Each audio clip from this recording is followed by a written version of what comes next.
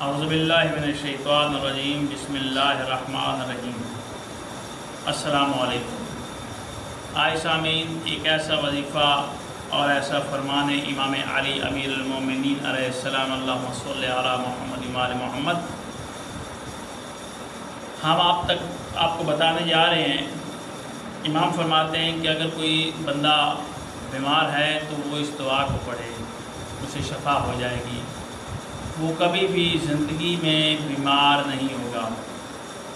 اور اس دعا کو روزانہ 3 مرتبہ پڑھنا ہے ہر نماز کے بعد۔ جب بھی دعا کرو نماز میں تو اس دعا کو 3 بار پڑھو، کبھی بیمار نہیں ہوگے، اللہ تم کو شفا دے گا۔ تو آپ وہ دعا کون سی ہے وہ بتانے جا رہا ہوں۔ یہ میری ویڈیو سیو کر لیجئے گا، دعا جو ہے وہ لکھ لیجئے گا اور زبانی یاد کر لیجئے گا تاکہ آپ کو کوئی پریشانی نہ ہو، ہمارے چینل پر ویڈیو ڈھونڈنے میں آپ کو دقت محسوس نہ ہو۔ اگر چینل پر ویڈیو ہماری آپ دیکھ سکتے ہیں تو چینل سے آپ ڈاؤن لوڈ کریں، اس کو یاد کریں اور پھر پڑھیں۔ انشاءاللہ اللہ آپ کو کامیابی عطا فرمائے گا۔ اور یہ دعا بتانے جا رہا ہوں، سن لیجئے۔ ہر نماز کے بعد 3 مرتبہ آپ نے اس دعا کو پڑھنا ہے اور آپ کبھی بیمار نہیں ہوں گے۔ جو بیمار ہوں گے اللہ ان کو شفا عطا فرمائے گا۔ بسم اللہ الرحمن الرحیم۔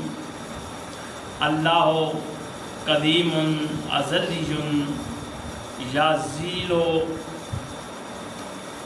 اللہ قدیم ازلی یزیل العلل وہو قائم ازلی بالازلیت لم یزل ولا یزال برحمتک یا ارحم الراحمین وصلی اللہ علی محمد وآلہ طیبین الطاہرین۔